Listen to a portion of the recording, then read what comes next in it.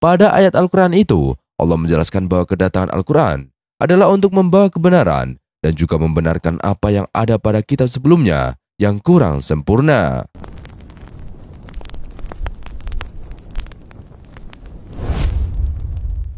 Assalamualaikum warahmatullahi wabarakatuh.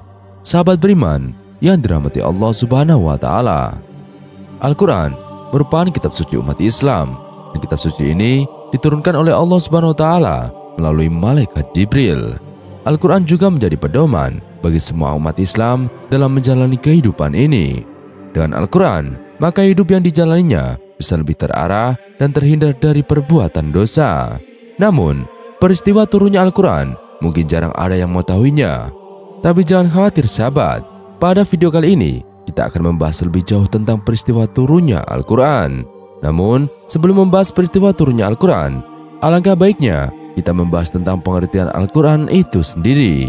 Pengertian Al-Quran. Pengertian Al-Quran sesuai bahasa adalah bacaan atau yang dibaca. Menurut istilah, pengertian Al-Quran adalah kalam Allah Subhanahu wa Ta'ala yang diturunkan kepada Nabi Muhammad SAW, dan Al-Quran diturunkan melalui malaikat Jibril yang dihimpun dalam mushaf yang merupakan mukjizat Nabi Muhammad SAW. Al-Quran adalah kitab suci bagi umat Islam yang menjadi pegangan dan dasar bagi kehidupan. Dalam sejarah, tercatat bahwa Al-Quran tidak diturunkan sekaligus kepada Rasulullah. Ayat-ayat Al-Quran diturunkan secara bertahap, sedikit demi sedikit, dan berangsur-angsur dalam kurun waktu 22 tahun, 2 bulan, 22 hari. Salah satu peristiwa yang terkait dengan sejarah turunnya Al-Quran ke bumi adalah Nuzulul Quran. Segala sesuatu yang diciptakan Allah pasti ada manfaat dan fungsinya. Al-Quran mengandung banyak pokok ajaran, sehingga seluruh hidup dan kehidupan ini menjadi teratur. Oleh karena itu, di dalam Al-Quran terdapat ayat-ayat yang menjelaskan tentang fungsi Al-Quran, seperti dikutip dari buku Al-Quran dan hadis karya Muhaimin, yaitu yang pertama, sebagai petunjuk bagi manusia. Al-Quran adalah kitab suci yang diwahyukan Allah Subhanahu wa Ta'ala kepada Nabi Muhammad SAW sebagai rahmat dan petunjuk bagi manusia yang beriman dan bertakwa dalam hidup dan kehidupan. Hal ini sesuai firman Allah dalam surat Al-A'raf ayat 22, yang artinya, sungguh kami telah mendatangkan kitab Al-Quran kepada mereka yang kami jelaskan atas dasar pengetahuan sebagai petunjuk dan rahmat bagi orang-orang yang beriman. Quran Surat Al-A'raf ayat 52. Hal ini dapat terlihat bagi siapa saja atau manusia yang mengikut petunjuk Al-Quran akan mendapatkan kemuliaan, kejayaan, keselamatan, dan kebahagiaan baik di dunia maupun di akhirat. Yang kedua, sebagai sumber pokok ajaran Islam. Sumber pokok ajaran Islam adalah Al-Quran, sebab dari Al-Quranlah diambil dari segala pokok syariat dan dalil-dalil syar'i yang mencakup seluruh aspek hukum bagi manusia dalam menjalani hidup di dunia atau akhirat. Hal ini sesuai dengan firman Allah Ta'ala surat An-Nisa ayat 105, yang artinya, sungguh kami telah menurunkan kitab Al-Quran kepadamu Muhammad, membawa kebenaran agar engkau mengadili antara manusia dengan apa yang telah diajarkan Allah kepadamu, dan janganlah engkau menjadi penentang atau orang yang tidak bersalah karena membela orang yang berkhianat. Yang ketiga, sebagai pengajaran bagi manusia. Al-Quran adalah pengajaran bagi manusia. Oleh karena itu, manusia mengetahui jalan yang hak dan batil, antara yang benar dan yang sesat lainnya. Hal ini tercantum dalam surat Yunus ayat 57, yang artinya, wahai manusia, sungguh telah datang kepadamu pelajaran Al-Quran dari Tuhanmu, penyembuh bagi penyakit yang ada dalam dada dan petunjuk serta rahmat bagi orang-orang yang beriman. Quran Surat Yunus ayat 57. Dengan fungsi Al-Quran itulah, Al-Quran memiliki peran yang sangat penting dalam menjalani hidup. Tujuannya agar hidup berjalan kebenaran dan keselamatan di dunia dan di akhirat.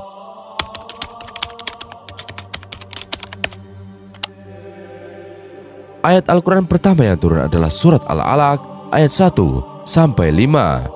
Turunnya ayat ini menjadi tanda awal kenabian Muhammad SAW. Selain itu, turunnya Al-Quran menjadi awal dari perjuangan menyebarkan agama Islam di Jazirah Arab. Al-Quran pertama kali diturunkan di Gua Hira, sebelah utara Mekah, pada 17 Ramadan 610 Masehi. Oleh karena itu, Nuzulul Quran diperingati oleh umat muslim pada malam ke-17 Ramadan. Dasar dari peringatan nuzul Quran pada 17 Ramadan adalah tafsiran dari surat Al-Anfal ayat 41. Dalam proses turunnya Al-Quran sendiri dibagi menjadi dua tahap, yakni yang pertama, Al-Quran diturunkan secara lengkap di malam Lailatul Qadar dari Lauhul Mahfuz ke langit dunia, dan Al-Quran diturunkan secara lengkap di malam Lailatul Qadar dari Lauhul Mahfuz ke langit dunia. Al-Quran diturunkan ke Nabi Muhammad SAW secara bertahap atau berangsur-angsur.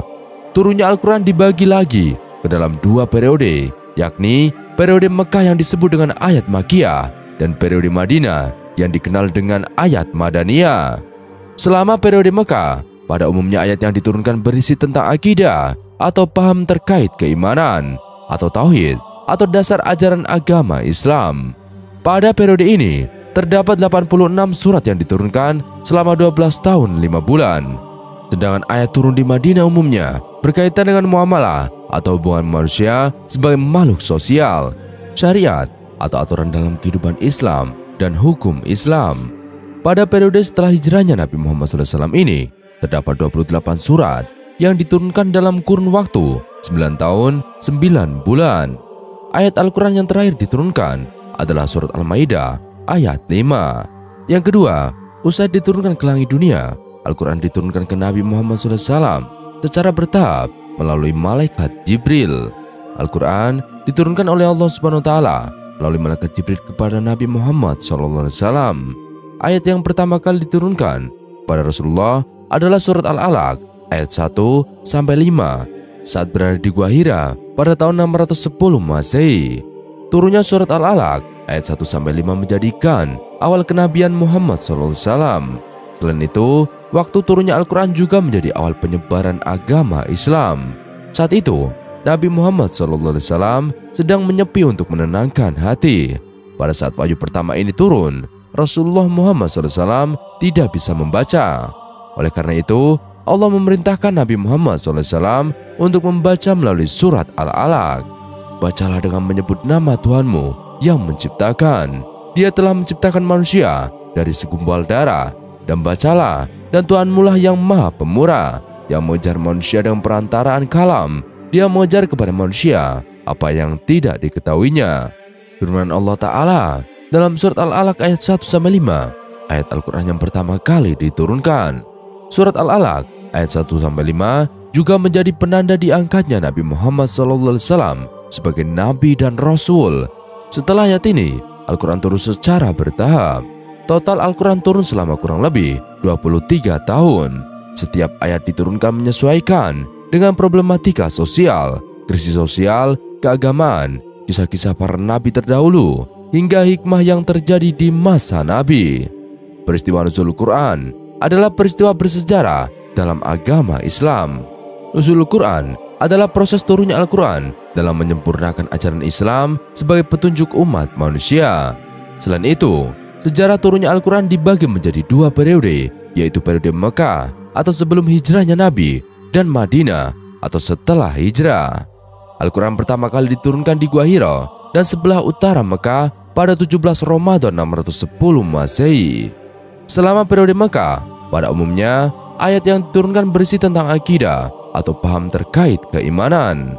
Sedangkan ayat yang turun di Madinah umumnya berkaitan dengan muamalah atau hubungan manusia sebagai makhluk sosial. Ayat yang terakhir diturunkan melalui malaikat Jibril kepada Rasulullah adalah surat Al-Maidah ayat 5. Ayat ini turun sesudah waktu asar pada hari Jumat di Padang Arafah saat musim haji terakhir. Pembukuan Al-Quran. Ketika wahyu pertama kali diturunkan, Rasulullah Muhammad SAW yang tidak bisa membaca dan menulis membacakannya kepada para sahabat. Oleh karena itu, saat pertama kali Al-Quran diturunkan, tidak langsung dibentuk kitab seperti sekarang ini. Setelah dibacakan Nabi Muhammad SAW, ayat Al-Quran ada yang dihafalkan, ada yang langsung ditulis. Ayat Al-Quran yang turun ditulis di berbagai tempat, seperti di pelapa pohon kurma, lempangan batu, daun lontar, kulit binatang, kayu, pelana, hingga potongan tulang binatang. Selepas Nabi Muhammad SAW wafat pada 632 Masehi, umat Islam dipimpin oleh Abu Bakar As-Siddiq sebagai khalifah bagi umat Islam. Dalam pemerintahan Abu Bakar, banyak terjadi gejolak berupa pemberontakan dan ekspansi wilayah yang menimbulkan pertempuran. Akibatnya, banyak para penghafal Al-Quran yang gugur. Hal itu menimbulkan kekhawatiran akan hilangnya Al-Quran. Oleh karena itu, Umar bin Khattab merasa perlu untuk membukukan Al-Quran dan mengusulkannya kepada Khalifah Abu Bakar. Khalifah Abu Bakar kemudian menunjuk Zaid bin Sabit untuk memimpin proyek pembukuan Al-Quran. Usai Al-Quran berhasil dibukukan, kemudian dilakukan standarisasi pada masa pemerintahan Khalifah Utsman bin Affan radhiyallahu an. Selain itu, karena banyak terjadi perbedaan dialek di kalangan umat Islam, Khalifah Utsman memerintahkan untuk diseragamkan. Al-Quran yang sekarang ini dijadikan pedoman menggunakan cara penulisan Utsmani atau rasem Utsmani. Wallahu a'lam. Al-Quran sebagai penyempurna kitab-kitab sebelumnya. Salah satu rukun iman yang harus diyakini bagi setiap orang muslim adalah beriman kepada kitab-kitab Allah, yaitu Taurat, Zabur, Injil, dan Al-Quran. Masing-masing kitab memiliki risalah dan ketentuan yang ditetapkan oleh Allah untuk disampaikan di setiap masanya.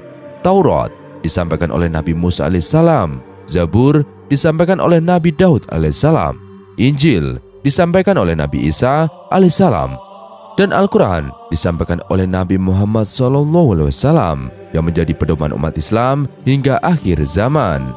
Namun ada hal yang membedakan dari keempat kitab tersebut, yaitu cara mengimaninya.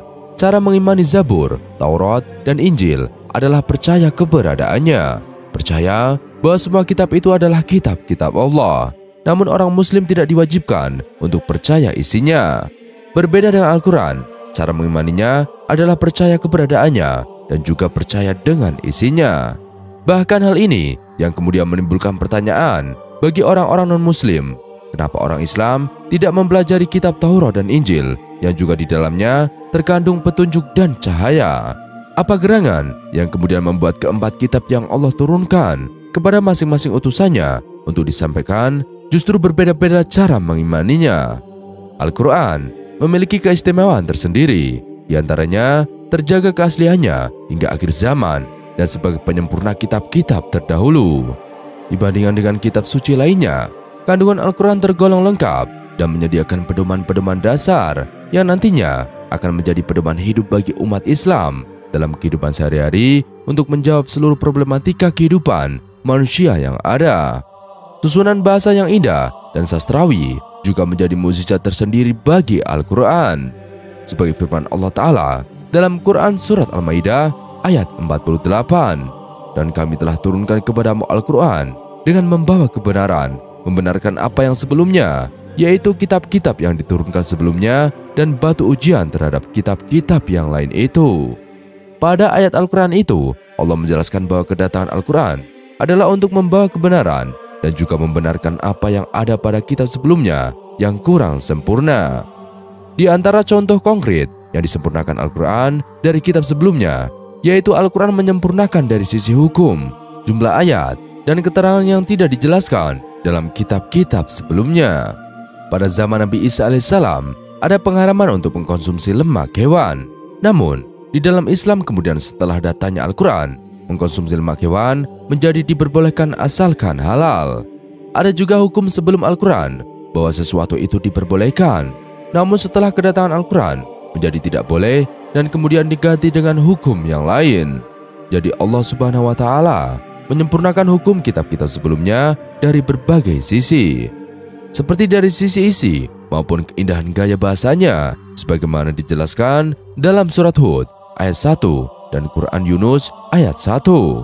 Alif Lam Ra, inilah kitab yang ayat-ayatnya disusun dengan rapi, kemudian dijelaskan secara terperinci, yang diturunkan dari sisi Allah yang maha bijaksana, maha teliti. Alif Lam Ra, tilka ayatul kitabil hakim. Alif Lam Ra inilah ayat-ayat Al-Quran yang mengandung kerapian dan keindahan yang sempurna. Quran Surat Yunus ayat 1. Al-Quran juga jelas mengatakan tentang kebenaran Al-Quran akan kitab-kitab sebelumnya, yaitu terdapat dalam surat Ali Imran ayat 2-4. Dia menurunkan kitab Al-Quran kepadamu atau Nabi Muhammad SAW yang mengandung kebenaran, membenarkan kitab-kitab sebelumnya, dan menurunkan Taurat dan Injil sebelumnya sebagai petunjuk bagi manusia, dan Dia menurunkan Al-Furqan. Sungguh, orang-orang yang ingkar terhadap ayat-ayat Allah akan memperoleh azab yang berat. Allah Maha Perkasa lagi mempunyai hukuman. Selain bukti-bukti dalil akli yang sudah ada, dan tentu masih banyak lagi dijelaskan di dalam Al-Quran, juga ada korelasi antara diwahyukannya Al-Quran pada Nabi Muhammad SAW sebagai Nabi terakhir di muka bumi. Diturunkannya Nabi Muhammad SAW sebagai Nabi terakhir bukan berarti kita tidak percaya akan adanya Nabi-Nabi yang sebelumnya, atau justru sebaliknya, tidak mengakui adanya Nabi Muhammad SAW sebagai Nabi terakhir. Doa yang dianjurkan untuk dibaca sebagai doa khotmil atau khatam Quran. Bismillahirrahmanirrahim. Allahumma arhamna bil Quran waj'alhu li imaman wa nuran wa huda wa rahmah. Allahumma zakirni minhuma nasitu wa alimni minhuma jahiltu warzuqni tilawatahu ana alaili wa atarafan nahar waj'alahu lihujatan ya rabbal alamin. Ya artinya, ya Allah, rahmatilah aku dengan Al-Quran, jadikanlah ia sebagai pemimpin, cahaya, petunjuk, dan rahmat bagiku. Ya Allah, ingatkanlah aku atas apa yang terlupakan darinya, ajarilah aku atas apa yang belum tahu darinya, berikanlah aku kemampuan membacanya sepanjang malam dan ujung siang. Jadikanlah ia sebagai pembelaku, wahai Tuhan semesta alam. Sahabat beriman yang dirahmati Allah Subhanahu wa Ta'ala, mengapa Al-Quran jadi penyempurna dari kitab-kitab sebelumnya?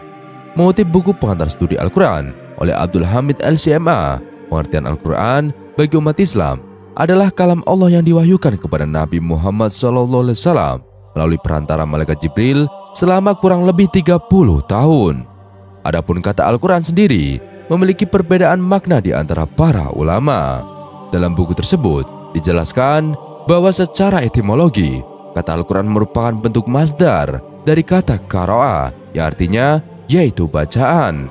Sebagaimana dalam firman Allah dalam surat Al-Qiyamah ayat 17 dan 18, yang artinya, sesungguhnya kami yang akan mengumpulkannya di dadamu dan membacakannya. Apabila kami telah selesai membacakannya, maka ikutilah bacaannya itu. Masih mengutip referensi yang sama, Al-Quran adalah kalam Allah.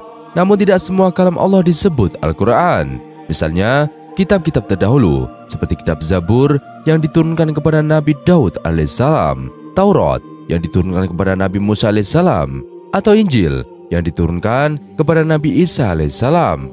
Oleh sebab itu, Al-Quran juga disebut sebagai penjelas terhadap 3 kitab sebelumnya itu, seperti firman Allah Ta'ala dalam surat Al-Maidah ayat 48, yang artinya, dan kami telah menurunkan kitab Al-Quran kepadamu wahai Muhammad dengan membawa kebenaran yang membenarkan kitab-kitab yang diturunkan sebelumnya dan menjaganya. Maka putuskanlah perkara mereka menurut apa yang diturunkan Allah, dan janganlah engkau mengikuti keinginan mereka dengan meninggalkan kebenaran yang telah datang kepadamu. Untuk setiap umat di antara kamu, kami berikan aturan dan jalan yang terang. Kalau Allah menghendaki, niscaya kamu dijadikannya satu umat saja. Tetapi Allah hendak menguji kamu terhadap karunia yang telah diberikannya kepadamu. Maka berlomba-lombalah berbuat kebajikan. Hanya kepada Allah kamu semua kembali, lalu diberitahukannya kepadamu terhadap apa yang dahulu kamu perselisihkan. Sahabat beriman, Cak Nun dalam buku Pemikiran Islam Nur Kholis Majid oleh Budi Munawar Rahman menyebutkan bahwa kedudukan Al-Quran menjadi pembenar atau musaddiq, penguji penentu atau muhaimin, dan pengoreksi atau furqan terhadap penyimpangan yang terjadi oleh para pengikut kitab-kitab terdahulu tersebut. Penegasan tersebut tujuannya agar setiap orang yang beriman bisa menyadari segala kekurangan pahaman mereka atas wahyu Allah yang ada dalam kitab-kitab suci. Dasar pandangan beliau adalah sesuai dengan firman Allah dalam surat Al-Maidah ayat 42-48. Al-Quran juga menjadi penyempurna kitab sebelumnya yang dilihat dari bagaimana proses turunnya. Mengutip buku Kedahsyatan Membaca Al-Quran oleh Amirullah Sarbini dan Sumantri Jumari, Quran diturunkan secara bertahap kepada Rasulullah Muhammad SAW dan tidak dilakukan secara sekaligus. Hikmahnya adalah agar ajaran-ajaran Al-Quran kemudian bisa diaplikasikan secara bertahap dalam kehidupan sehari-hari, dan tuntutannya sesuai dengan perkembangan zaman. Salah seorang sahabat bertanya kepada Rasulullah mengenai hal itu dan mengapa Al-Quran tidak diturunkan sekaligus. Kemudian Rasulullah menjawab bahwa Quran diturunkan bukan hanya untuk dihafal, namun juga untuk diaplikasikan dalam kehidupan sehari-hari. Demikianlah penjelasan mengenai mengapa Al-Quran disebut sebagai kitab penyempurna dari kitab-kitab sebelumnya. Sahabat beriman yang dirahmati Allah Subhanahu wa Ta'ala, surat Al-Maidah ayat 48 bagi penegasan Al-Quran sebagai kitab suci terakhir. Al-Maidah merupakan surat kelima dalam Al-Quran yang artinya hidangan. Dalam surat ini diceritakan peristiwa perjamuan Nabi Isa alaihissalam dengan hidangan yang turun dari langit. Dalam surat Al-Maidah ayat 48, kitab suci Al-Quran disebut sebagai pembenar dari kitab-kitab yang diturunkan sebelumnya. Surat ini juga mengajak manusia untuk berlomba-lomba dalam kebaikan. Bagaimana bacaan surat Al-Maidah ayat 48 beserta artinya? Bismillahirrahmanirrahim. Wa anzalna ilaikal kitaba bil haqqi musaddiqan lima baina yadayhi minal kitabi wa muhaiminan alaihi fahkum bainahum bima anzalallahu ala tabi'i awa'ahum amma ja'aka minal haq likulli ja'alna minkum syir'ata wa minhaja walau sya'allahu laja'alakum ummata wahidata walakiliyab luakum fima atakum fastabikul khairat ilallahi marji'ukum jami'an fayunnabi'ukum bima kuntum fi takhtalifun. Dan kami telah turunkan kepadamu Al-Quran dengan membawa kebenaran, membenarkan apa yang sebelumnya, yaitu kitab-kitab yang diturunkan sebelumnya dan batu ujian terhadap kitab-kitab yang lain itu. Maka putuskanlah perkara mereka menurut apa yang Allah turunkan, dan janganlah kamu mengikuti hawa nafsu mereka dengan meninggalkan kebenaran yang telah datang kepadamu. Untuk tiap-tiap umat di antara kamu, kami berikan aturan dan jalan yang terang.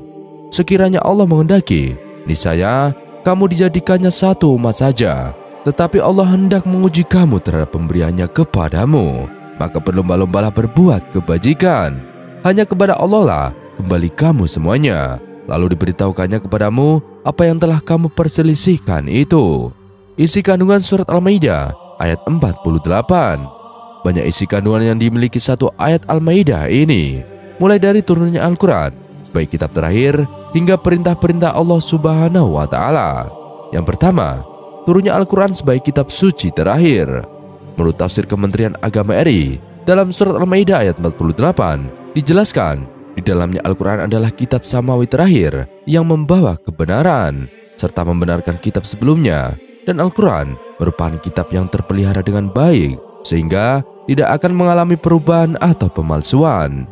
Yang kedua, Al-Quran sebagai dasar hukum. Dalam ayat ini terdapat perintah untuk menghukumkan dan memutuskan perkara manusia sesuai dengan hukum yang ditetapkan dalam Al-Quran. Hal ini karena Al-Quran adalah kitab suci yang menjamin syariat murni dari diturunkan hingga hari kemudian. Yang ketiga, perintah manusia berlomba-lomba dalam kebaikan. Allah menghendaki manusia sebagai makhluk yang bisa menggunakan akal dan pikirannya, sehingga manusia sudah seharusnya berlomba-lomba dalam kebaikan dan amal soleh. Ibnu Katsir menerangkan, maksud dari berlomba-lomba dalam kebaikan adalah taat kepada Allah dan mengikuti syariatnya. Selain itu, juga membenarkan Al-Quran sebagai kitab terakhir yang diturunkan oleh Allah Subhanahu wa Ta'ala. Yang keempat, larangan mengikuti hawa nafsu. Ibnu Katsir menjelaskan, maksud dari hawa nafsu tersebut adalah berpaling dari kebenaran yang diperintahkan Allah Subhanahu wa Ta'ala, kemudian cenderung kepada hawa nafsu orang-orang bodoh dan celaka. 5. Allah lah tempat kembali. Akhir surat Al-Maidah ayat 48 menjelaskan bahwa Allah Subhanahu wa Ta'ala tempat kembali. Kelak, Allah Subhanahu wa Ta'ala akan memberitahukan tentang kebenaran atas apa yang manusia perselisihkan. Allah Subhanahu wa Ta'ala akan memberi pahala pada orang-orang karena keimanan mereka dan mengazab orang-orang yang ingkar dan mendustakan perkara menyimpang. Itulah bacaan surat Al-Maidah ayat 48 beserta arti dan isi kandungannya. Semoga kita selalu menjadi hamba yang senantiasa mentaati perintah Allah dan menjauhi larangannya. Sahabat beriman yang dirahmati Allah Subhanahu wa Ta'ala, 10 keistimewaan Al-Quran yang tak tertandingi kitab suci lain. Yang pertama adalah Al-Quran diturunkan kepada Rasulullah Muhammad SAW yang dimulai dengan surat Al-Fatihah dan ditutup dengan surat An-Nas. Yang kedua, yaitu ada ganjaran pahala saat membaca Al-Quran, baik dalam sholat atau lainnya. Barang siapa yang membaca satu huruf dari Al-Quran, maka baginya satu kebaikan, dan kebaikan itu bernilai 10 kebaikan yang sama. Aku tidak mengatakan alif lam mim satu huruf, tetapi alif satu huruf, lam satu huruf, dan mim terhitung satu huruf. Hadis riwayat At-Tirmizi. Ketiga, sholat tidak sah kecuali membaca Al-Quran. Rasulullah Muhammad SAW bersabda dalam hadisnya sebagai berikut: tidak ada sholat bagi orang yang tidak membaca pembuka Al-Quran atau Al-Fatihah. Hadis riwayat Bukhari dan Muslim. Keempat, Al-Quran terus terpelihara dan terjaga dari berbagai bentuk pengurangan, penambahan, perusakan, dan upaya mengubahnya. Sesungguhnya kamilah yang menurunkan Al-Quran, dan sesungguhnya kami benar-benar memeliharanya. Quran Surat Al-Hijr ayat 9. Kelima, Al-Quran terbatas dari berbagai bentuk kontradiksi. Hal ini sebagaimana ditegaskan dalam Al-Quran. Maka apakah mereka tidak memperhatikan Al-Quran? Kalau kiranya Al-Quran itu bukan dari sisi Allah, tentulah mereka mendapat pertentangan yang banyak di dalamnya. Quran Surat An-Nisa ayat 82. Keenam, Al-Quran mudah dihafal. Hal ini sebagaimana ditegaskan dalam Al-Quran. Dan sesungguhnya telah kami mudahkan Al-Quran untuk pelajaran. Maka adakah orang yang mengambil pelajaran? Quran Surat Al-Qamar ayat 40. Ketujuh, Al-Quran adalah mujizat sehingga tidak ada yang mampu membuatnya. Orang Arab zaman dahulu pernah ditantang tetapi tidak mampu. Atau patutkah mereka mengatakan Muhammad membuat-buatnya? Katakanlah, kalau benar yang kamu katakan itu, maka cobalah datangkan sebuah surat seumpamanya dan panggillah siapa-siapa yang dapat kamu panggil untuk membuatnya selain Allah, dan jika kamu orang yang benar. Quran Surat Yunus ayat 38. Kedelapan, kedamaian dan kasih sayang dilimpahkan kepada muslim yang membaca Al-Quran, dan Rasulullah Muhammad SAW bersabda, tidaklah suatu kaum berkumpul di antara rumah-rumah Allah sambil membaca kitabullah dan saling mempelajari di antara mereka, kecuali akan turun kepada mereka ketenangan dan diberikan rahmat serta malaikat akan menaunginya, dan mereka akan diingat di sisi Allah. Hadis riwayat Muslim. Kesembilan, Al-Quran diperuntukkan bagi orang yang hidup, bukan orang yang sudah meninggal. Bagi mereka kesenangan atau sesaat ketika di dunia, selanjutnya kepada kamilah mereka kembali. Kemudian kami rasakan kepada mereka azab yang berat karena kekafiran mereka. Quran Surat Yunus ayat 70. Dan bahwasanya seorang manusia tiada memperoleh selain apa yang telah diusahakannya. Quran Surat An-Najm ayat 39. Yang terakhir, Al-Quran adalah penyembuh hati dari penyakit syirik dan munafik serta yang lainnya. Bahkan Al-Quran juga menjadi penyembuh penyakit fisik seperti surat Al-Fatihah, bagaimana diajarkan dalam hadis sahih Nabi Muhammad SAW. Hai manusia, sesungguhnya telah datang kepadamu pelajaran dari Tuhanmu dan penyembuh bagi penyakit-penyakit yang berada dalam dada dan petunjuk serta rahmat bagi orang-orang yang beriman. Quran Surat Yunus ayat 57. Wallahu a'lam bishawab. Sekian video kali ini, kurang lebihnya kami mohon dimaafkan. Yang benar datanya dari Allah Subhanahu wa taala, khilaf atau keliru datanya dari saya pribadi. Wassalamualaikum warahmatullahi wabarakatuh.